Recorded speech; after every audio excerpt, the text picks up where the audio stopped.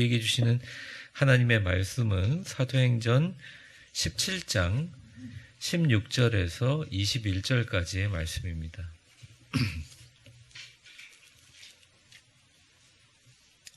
제가 가지고 있는 성경 217페이지인데요. 네. 17장 16절에서 오늘은 21절까지만 보도록 하겠습니다. 찾으셨으면 같이 봉독하겠습니다. 화면을 보셔도 됩니다.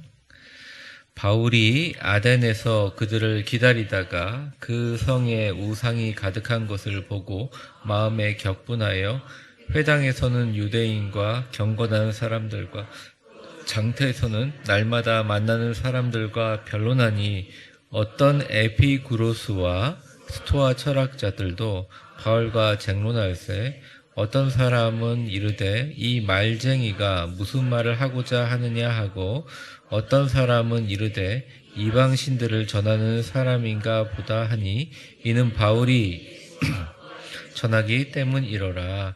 그를 붙들어 아레오파고로 가며 말하기를 내가 말하는 이 새로운 가르침이 무엇인지 우리가 알 수 있겠느냐. 내가 어떤 이상한 것을 우리 귀에 들려주니 그 무슨 뜻인지 알고자 하노라 하니 모든 아덴 사람과 거기서 나그네 된 외국인이 가장 새로운 것을 말하고 듣는 것 이외에는 달리 시간을 쓰지 않음이로라. 아멘. 지난주 주일날 제가 아테네 이 아크로폴리스 광장 사진을 조금 보여드렸고 동시에 그 옆에 있는 아레오파고스 언덕을 잠깐 보여드렸어요. 그걸 이제 언덕이라고, 파고스라는 말이 원래 언덕이라는 뜻이거든요. 잠깐 보여드렸고 아마 거기에 일어난 장면들을 설명한 내용이라고 할 수 있습니다. 너무나 잘 아시겠지만 이 그리스 문명의 찬란함은 지금도 어느 누구도 그거에 대해서 반박을 할 수가 없습니다.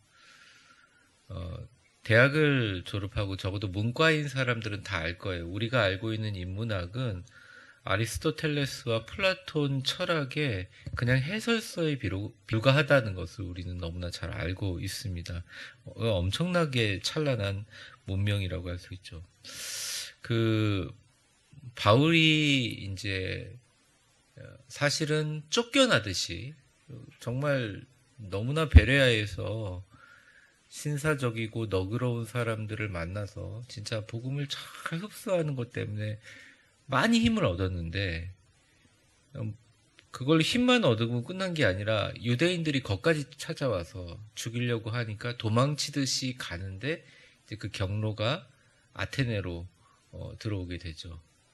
아테네에 대한 자세한 설명을 할 시간은 없고, 그런데 이제 하나 의문점이 있습니다. 바울이 예전에 아테네를 와봤을까 하는 의문점입니다. 아덴이라고 표시되어 있는 이곳은 로마의 중심지고 문화의 중심지고 헬라의 모든 철학들의 중심지인데요. 이 아덴이라는 곳에 저는 한 번도 안 가봤다는 생각을 좀 합니다. 저도 이번에 처음으로 아테네를 가봤잖아요. 이 바울은 평소에 가던 곳이 아니라 늘 동경하고 꼭 가보고 싶었던 지역인 것 같아요. 그리고 감정적인 개입을 오늘 굉장히 많이 한 것 같다. 그러니까 자신이 복음을 전하는 사람이라는 것을 넘어서 내가 가말리엘 문화로 정말 헬라 철학의 대가인 사람에게 최선을 다해서 배우고 익혔던 모든 것들을 정말 그 꿈의 장소를 밟는구나라는 생각을 했을 거라고 생각합니다. 카말리알이라는 스승이 헬라 철학에 능통하시긴 하지만 사실은 그분은 유대교를 중심으로 해서 당시에 주류를 이루고 있는 수많은 그 철학들에 대한 굉장히 훌륭한 스승이었고, 뭐 지금으로 말하면 하버드 대학 법학과 뭐 주임 교수 정도 되는 사람들, 그거보다 더 하죠. 굉장한 스승이었죠. 랍비 중에 랍비였죠. 그 사람에게 배우기 때문에 바울은 굉장히 지적인 의식에 대해서는 자부심을 갖고 있었어요. 그러니까 나는 유대인 중에 유대인이기도 하고 동시에 그 당시에 있는 모든 일어나는 일들을 내가 하나님을 믿고 여호와 하나님을 섬기지만 모든 일들에 대해서 세계 정세와 돌아가는 모든 문화에 대해서 나는 깊은 고양된 지식을 갖고 설명할 수 있다는 자신감을 가지고 있어요. 근데 그 전까지 바울이 계속 실패를 많이 거듭했어요. 왜냐하면 지금까지 바울이 했던 전공이 아니기 때문입니다.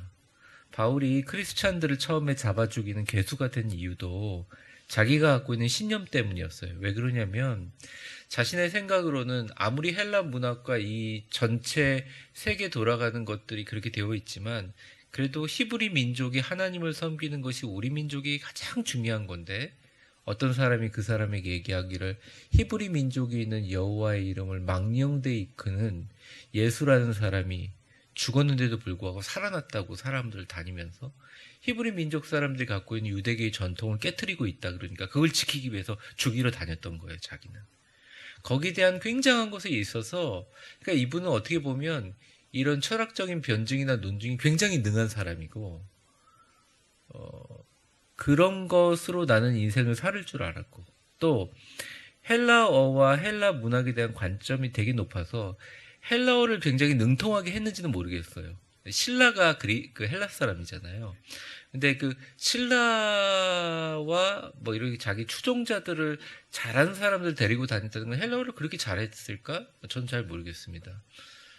근데 이런 거잖아요. 뭐 만약 제가 영어는 잘 하지 못하지만 영어에 대한 굉장히 그러니까 미국 문화에 대한 세계 문화에 대한 관점이 너무 많아서 영어 공부를 열심히 책으로 공부하고 그 동경점이 되는 최고의 지점에 가서 한번 서보고 싶은 그런 마음들이 있는 그런 관점들. 그러니까 이 사람은 너무너무 꿈의 장소인 거예요. 근데 지금까지 전도하면서 교회를 세우면서 자신이 전해야 될 것은 십자가에 달린 예수가 너희를 구원했고 그 예수를 믿으면 너희는 하나님의 백성이고 처참하게 십자가에 달린 예수가 결국은 유대민족에게 보내준 하나님의 메시아였다. 이걸 갖고 전하는데 잘 안 되는 거죠. 잘 안 되는 거죠. 놀라운 역사를 이루었지만 2차 전도 여행이 되면서 자기가 그렇게 믿었던 사람들도 떠나고 자기를 정말 이 자리까지 이끌었던 바나바와도 다퉈가면서 서로 분리돼서 사역을 하면서 여러 가지 마음에 어려움이 있었을 겁니다. 그런데 웬걸요? 엄청나게 베레아 사람들이 너그럽고 좋아하고 저희 베레아 그 성지순례 가봤지만 베레아 가면 그 도시의 가장 중요한 곳에다가 바울의 말씀을 잘 들었던 신사적이고 마음이 부드럽고 너그러운 베레아 사람이라는 그림을 그려놓고 되게 잘 지어놨잖아요. 그리고 계속 그 베레아 지금도 베리아라는 그 도시에는 바울의 축일들을 얘기하고 그 사도행전의 기록을 기록해 놓은 것 때문에 그 기록한 누가의 그림과 초상화를 한 도시 축제가 벌어진다고 하는 그곳에 저희가 진짜 가봤잖아요. 근데 거기서 얼마 떨어지지 않는 그 베레아에서 그렇게 먼 길을 갔는데 아테네에 딱 도착하고 나니까 자기가 고삐가 확 풀린 거예요. 자, 이제 내 무대가 왔구나. 진짜로 내가 지금까지 유대 문화를 변호하기 위해서 내가 헬라 철학을 배웠지만 내가 지금까지 최고의 스승으로 배웠던 헬라 철학과 문학과 사상들의 중심지에 와서 내가 이걸 가지고 사람들을 설득하고 엄청난 복음의 증거를 하겠다라고 해서 그 도시에 딱 왔어요. 딱 왔는데 자 16절 어떤 일이 일어나느냐 보여주세요. 같이 읽어보겠습니다. 시작. 바울이 아덴에서 그들을 기다리다가 그 성의 우산 그러니까 오라? 왔는데 이제 처음 느낀 것은 문화의 찬란함이 아니라 온갖 우상들이 다 가득한 것을 본 거예요. 화가 확 치밀어 오른 거죠. 아테네는 BC 86년에 로마에 의해서 정복을 이미 당했지만 로마가 그 문화가 너무 찬란해가지고 그냥 그대로 하게 뒀어요. 그래서 오랜 동안 문화적 지적 중심지로 세계를 군림했거든요. 아크로폴리스도 페리스 클라스라는 황제 당시에 지었던 그런 건축물인데 그 건축물이 몇백 년 동안 있었던 것을 그대로 저희는 몇천 년이 지난 것을 봤지만 그 당시엔 그걸 봤는데 너무 우상들이 가득한 거예요. 그래서 17절로 넘어가면 회당에서 바울이 회당에서는 유대인과 경건한 사람들과 또 장터에서 날마다 만나는 사람들과 변론을 합니다. 어떤 변론을 했느냐? 막 진짜 말싸움 같은 변론을 했다는 거예요. 여기 변론하다라는 말을 이렇게 표현합니다. 신의 반론. 발음을 잘해야 돼요. 욕 같아요. 신의 반론. 이게 돌을 던지며 싸우듯이 하는 말싸움을 얘기하는. 이렇게 유대인과 경건한 사람들과 계속 회당에서는 변론을 합니다. 사실은 이 장터라는 것이 이번에 성지순례 간 것처럼 아고라예요. 아고라. 가보셨잖아요. 빌립보나 고린도 가봤잖아요. 큰 장터에 사람들이 장사하고 있으면 그 속에 모여가지고 사람들이 여러 가지 철학적인 얘기를 하고 조그만 곳에 서서라도 그 사람이 발표를 하면 다 이렇게 경청하는 그런 아고라 장터에서 날마다 만나는 사람에게 예수를 전하고 예수를 변론합니다. 그러다가 결국 그 당시에 헬라 철학의 가장 중요한 두 파의 사람들을 만나게 돼요. 18절 말씀입니다. 제가 읽어볼게요. 어떤 에피쿠로스와 스토아 철학자들도 바울과 쟁론할세 어떤 사람은 이르되 이 말장이가 무슨 말을 하고자 하느냐 하고 어떤 사람은 이르되 이방 신들을 전하는 사람인가 보다 하니 이는 바울이 예수와 부활을 전하기 때문이라 이렇게 얘기합니다. 그냥 우리가 예전에 윤리 시간 저도 너무 나이 많으신 분들 죄송하지만 저도 너무 오래돼가지고 이게 윤리 시간에 배웠는지 세계사에 배웠는지 잘 모르겠지만 에피쿠로스 학파와 스토아 학파는 다 아시죠? 네. 근데 이제 그 당시에 제가 아는 한에서 잠깐 한 2, 3분 설명을 들으면 일단 에피쿠로스 학파는 그 에피쿠로스라는 것 자체가 그 사람의 이름이거든요. 근데 그 사람의 학파인데 이 사람은 어떻게 보면 처음에는 내적 평화를 얘기했어요. 그걸 아타락시아라고 하는데 요즘에 얘기하면 카타르시스와 같은 것입니다.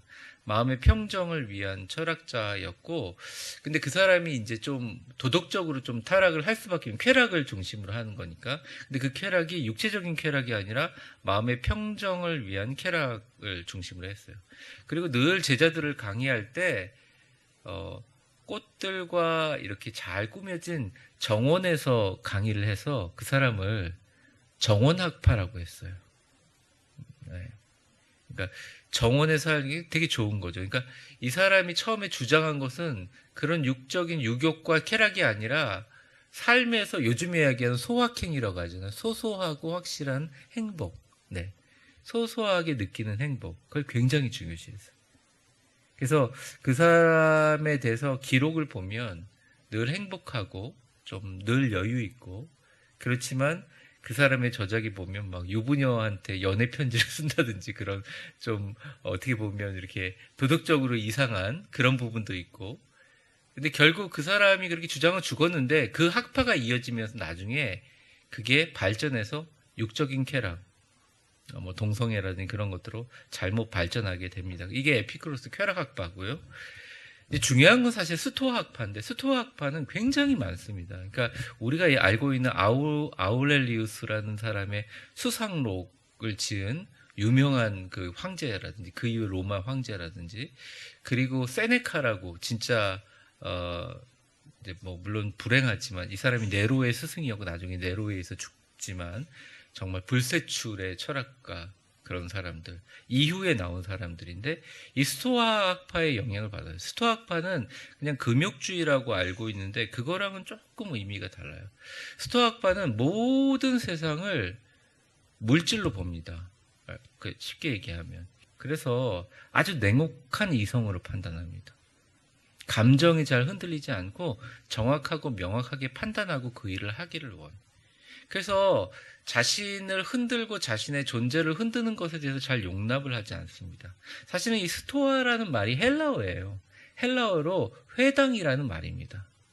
회당이라는 말은 우리가 그러잖아요. 밖에서는 막 신나게 얘기하지만 그래도 예배당에 들어와서 예배를 드릴 때나 있을 때는 우리가 마음을 좀 조심하잖아요.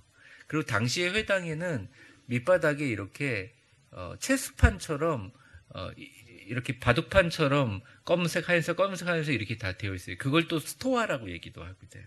그런 공간에서 얘기했다. 근데 이 스토아 철학의 창시자는 제논이라는 사람인데 이 제논은 되게 특이한 사람이었고 굉장히 엄격하고 그렇게 그런 철학을 얘기하면서 자기 자신은 너무너무 부끄러워서 사람들을 만나면 자꾸 피했다고 해요.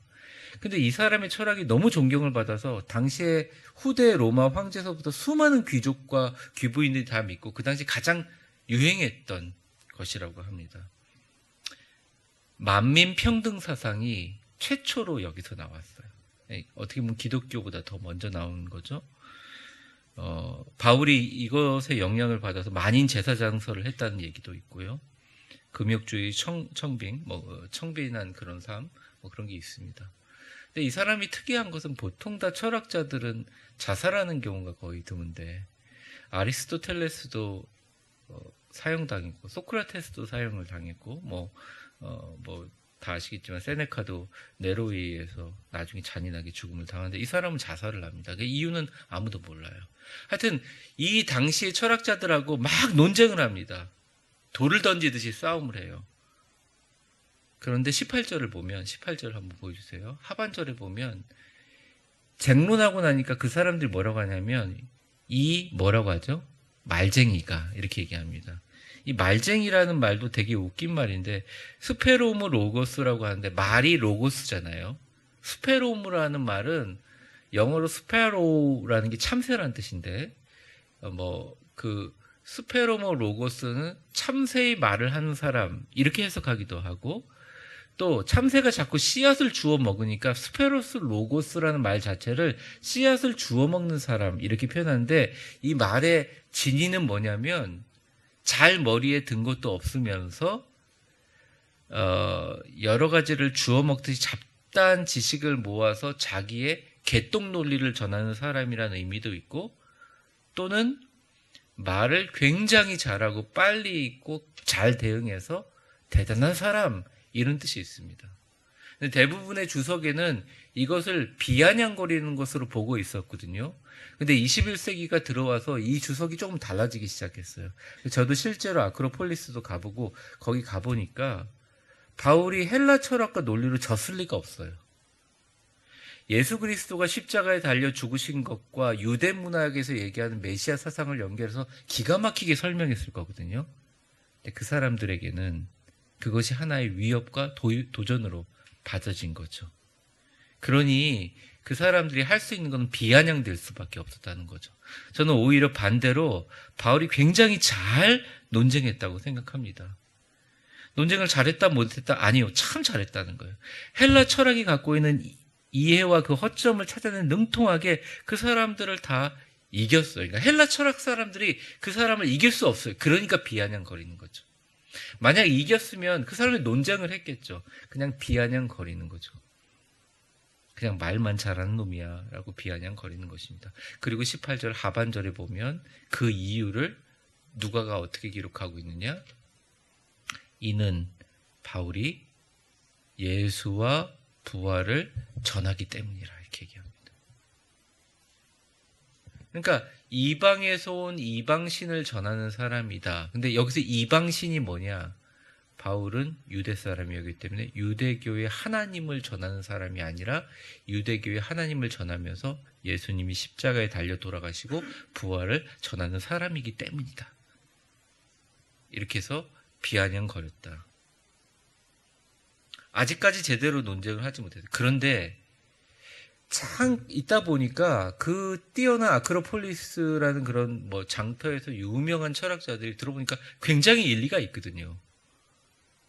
그리고 굉장히 좀 들어보고 싶거든요.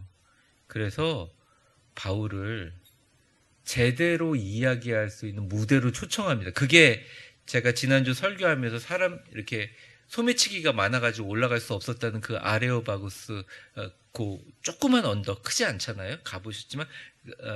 가보신 분도 계시지만 거기 이제 올라가시죠. 한번 19절과 20절을 한번 보는데 19절을 한번 보겠습니다. 같이 읽겠습니다. 시작.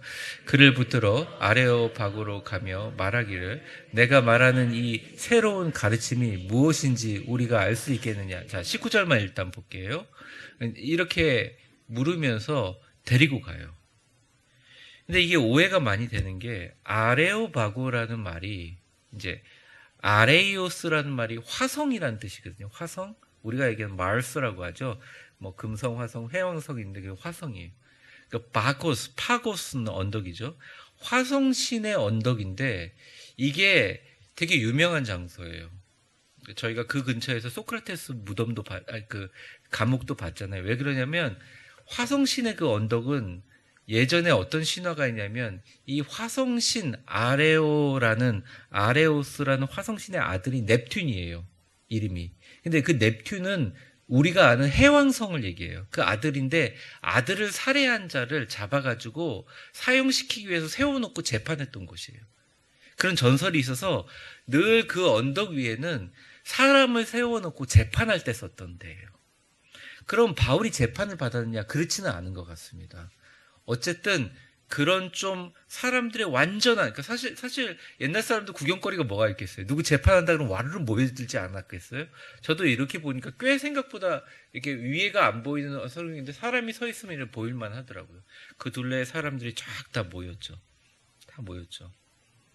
소크라테스도 거기서 재판 받았대요. 그래서 그 근처에 소크라테스, 테스형 감옥이 있었죠. 네, 이제 바울이 거기 딱 올라갔어요. 20절 한번 보겠습니다. 다음 20절. 자, 같이 읽겠습니다. 시작. 내가 어떤 이상한 것을 우리 귀에 들려주니 그 무슨 뜻인지 알고자 하는데, 네가 되게 이상한 거 얘기하는데 우리가 다 듣고 한번 파악해 보겠다. 그래서 막 데리고 왔겠죠. 스토아, 에스피크루스 학파 뭐 대단한 사람을 다 듣고 왔겠죠. 그래서 그 넓은 언덕이 다 보이는 그곳에 서서 토론하고 저작거리가 다 보이는 그 높은 언덕에 가서 바울이 드디어 이제 돗자리 깔아주고 멍석 깔아주니까 탁 올라가서 얘기를 시작하죠. 그리고 오늘 마지막 절은 그 얘기에 대한 결론이 나옵니다. 21절 같이 읽겠습니다. 시작. 모든 아덴 사람과 거기서 나그네 된 외국인들이 가장 새로운 것을 말하고 듣는 것 이외에 달리 시간은 아멘. 그러니까 별 관심이 없었던. 아, 새로운 거구나. 참 좋네. 괜찮네. 내 지적으로 액세서리 하기 좋네. 잘 듣기 좋네. 이렇게 얘기했던. 생각해 보세요. 헬라 철학의 본산지에서 내가 평생 배우고 로마 시민권까지 따면서 전 세계 문화와 지식의 중심지에 가서 내가 본판의 무대에 물 만난 고기처럼 한번 날아갔는데 결국 거기서 복음을 전하고 잘 논증했는데 결과는 신기하네. 그렇게밖에 안 됐더라. 근데 그 이후에 그 아덴 사람에게 이야기하는 내용들은 이제 다음 주에 제가 보도록 하겠습니다. 저는 바울이 두 가지 실수를 했다고 생각하는데 첫 번째, 바울이 너무 감정적으로 흥분했어요. 첫 번째는 화가 났잖아요. 그러니까 복음을 전하기 위해서 갔지만 물론 우상이 많아서 화가 났지만 아니 그렇게 따지면 고린도에서도 화를 내야 되고 빌립보에서도 화를 내야 되고 거기서는 화 안 내고 복음 전하죠. 왜? 내가 그토록 바라던 이상적이고 이성과 지식의 향연이 가득한 곳에서 보여진 비이성적인 하나님 외에는 다 비이성적인 우상 덩어리들을 보면서 실망감이 있었다는 거죠. 바울이 전하는 것은 바울 자체가 아니에요. 바울은 별거 아니거든요. 하나님이 쓰셨기 때문에, 하나님이 붙들었기 때문에. 제가 어제 노예에 참석하면서 제가 그런 마음이 들었습니다. 아침에 이제 마음이 조금 바뀌어서 제가 어른들하고 같이 얘기를 하면서 제가 어떻게 했다는 결심도 하게 된 경우가 있는데 하나님이 목회자로 불러주신 것은 바꿀 수가 없어요. 빠꾸가 안 돼요. 여러분들 크리스찬으로 불러준 거 빠꾸가 되나요? 빠꾸가 안 돼요. 뒤돌아볼 수가 없어요. 어떤 분들 막 이러시잖아요. 내가 왜 크리스찬이 돼가지고 이렇게 막 맨날 참게 하시고 내 승질대로 막 내 멋대로 하고 싶은데 왜 이걸 후회해봐야 소용없어요. 이 길로 들어오면 다시 돌아가기가 어려워요. 안 돼요. 그냥 포기하시면 돼요. 마찬가지예요. 위대한 교회 섬기면 어디 뒤에 돌아갈 게 없어요. 여기서 하나님 나라 갈 때까지 우리 최선을 다해야 되는 거죠. 바울은 잠시 빠꾸를 했던 것 같습니다. 내가 지금까지 나의 나됨이 얼마나 중요하다는 것을 느끼게 해주는 공간에 와서 본질을 잊어버리게 된 거예요. 그러니까 화가 난 거죠. 화를 낼 게 아니라 복음을 전하면 되는 건데 감정을 개입한 거예요. 내가 갖고 있는 기대를 개입시킨 거죠. 우리가 복음 전하다 보면 그냥 전도하다 보면 실망 엄청 많이 하잖아요. 지난주도 제가 설교했죠. 근데 대부분 분들이 그렇게 마무리를 못해요. 그래, 내 말이 틀릴 수 있어. 근데 교회 나가면 달라진다. 네 말이 다 맞아. 내가 다 틀릴 수 있어. 근데 내가 느낀 거 어떡하라는 거야. 예수님 믿으면 달라진다. 변화가 시작된다. 그리고 우리 아들 아파서 기도했는데, 나 초신자 때 기도했는데 병이 나았어. 내가 인생이 허무해서 정말 극단적인 생각을 했는데 예수님 믿고 나서 삶의 의미가 생겼어. 내가 이걸 어떻게 얘기하지? 나는 안 믿어도 좋아. 근데 교회 한번 나오면 안 되겠어? 이게 자기가 내려와지는 순간 복음의 능력이 나타나는 거거든요.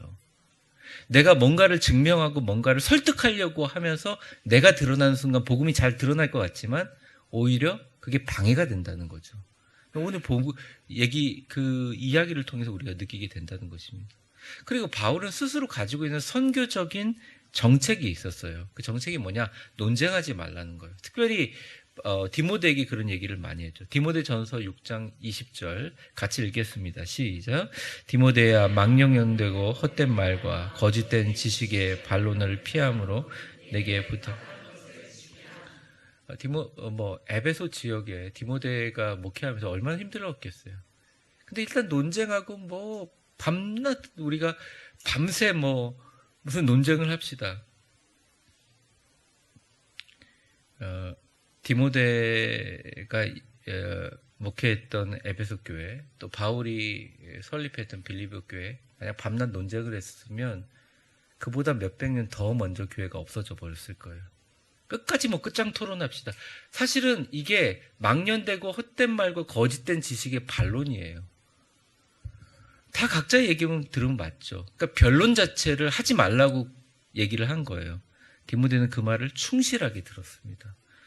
디모데 후서 2장 23절에 바울이 죽게 돼서 마지막 쓴 편지에 보면 같이 한번 읽어보겠습니다. 시작. 어리석고 무식한 변론을 버리라. 이에서 다툼이 나는 줄 알미냐. 네. 그리고 디도에게도 부탁합니다. 우리가 디도 기념교회도 저희가 방문했었는데요. 같이 읽어보겠습니다. 시작. 그러나 어리석은 변론과 족보 이야기와 분쟁과 율법에 대한 다툼은 피하라. 이것은 무식한 것이요 헛된. 다 이런 신화와 변론과 족보에 대한 이야기를 피하라는 것입니다. 오늘 말씀을 좀 정리하면 이런 거죠. 복음이 가지고 있는 핵심은 어린아이들도 이해할 만큼 너무 쉬워요.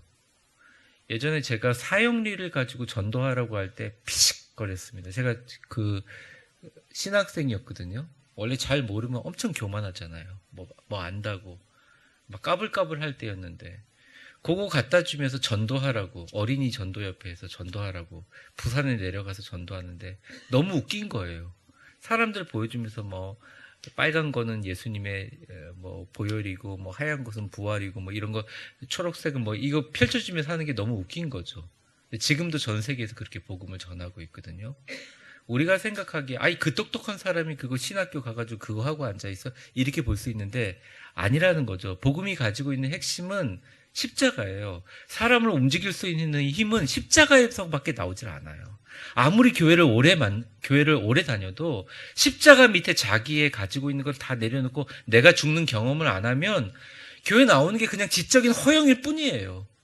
교회 나와서 조금 더 높은 직분, 조금 더 영향력 가지는 것 같고, 뭐 좋아하고 뭐 어떻게 실망하고 그 정도로 끝나는 별거 아닌 시시한 것들이 될 수밖에 없어요. 근데 십자가를 붙들면 이게 얼마나 귀하고 얼마나 능력 있는 걸 알기 때문에 두려움 없이 십자가를 사람들한테 툭 던지면 말이 전혀 안 통하잖아요. 말도 안 되는 얘기죠. 그 사람이 들을 때 말도 안 되는. 근데 그 사람의 말에 어떤 사람이 와서 전도하더라. 뭐라 그래? 우리 교회 나오라 그래. 목사님 설교도 잘하고 목사님도 참 착하고 뭐 교회 건물도 엄청 좋고 주차 시설도 잘 돼 있으니까 한번 나오라 그래. 먹을 것도 준대. 너 데리고 오면 자전거도 선물로 준대. 뭐 이렇게 해가지고 그럼 그 얘기를 듣고 그래 이렇게 판단하게 하는 게 아니라 다른 얘기는 하나도 기억나지 않아도 그 사람 귀 속에 나를 위해 죽은 사람이 있대. 그리고 돌이켜보면 나는 부족하고 죄악이 많은 사람이지만 내 죄는 십자가의 보혈로 영원히 용서를 받았대. 난 죽으나 사나 영원을 사는 현재의 존재로 살아가는 사람이 돼.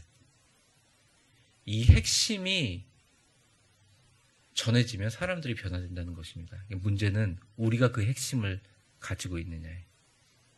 우리가 그 핵심을 가지지 않고 살아간다면, 그리고 우리가 그 핵심에 집중하지 못한다면 어떻게 전할 수가 있느냐라는 거죠. 그리고 또 이런 우리가 갖고 있는 편견 중에 하나는 복음은 이렇게 똑똑하고 지식이 있고, 예를 들어 뭐 대학 교수라든지 어떤 사회의 지도층이라든지 훌륭한 사업가라든지 엄청난 철학가든지 그런 사람에게 복음을 전할 때는 조금 더 지적으로 해석을 하고 조금 더 철학적으로 논증을 해야지 잘 전해진다는 착각을 가지고 있어요. 여러분, 우리 한국교회 전체가 가지고 있는 이 신자들의 교수의 숫자보다 신천지에 다니는 교수 숫자가 몇 배나 많아요. 서울대 학생들, 우리 전국 교회에 다니는 서울대 학생들 숫자보다 서울대 다니는 신천지 학생들이 더 많아요. 오히려 이단들은 완전히 똑똑하고 위대하고 자기가 모든 것을 알고 있다는 사람에게 자신의 이단의 논리를 너무나 정확하고 글자로 칠판에 써가면서 설명을 한다는 거죠. 성경 공부를 한다는 거죠. 근데 다 넘어와요. 그 힘이 있기 때문에 그래요. 말세와 종말론 무식한 사람들만 빠지는 것 같죠? 그렇지 않습니다. 그렇지 않아요.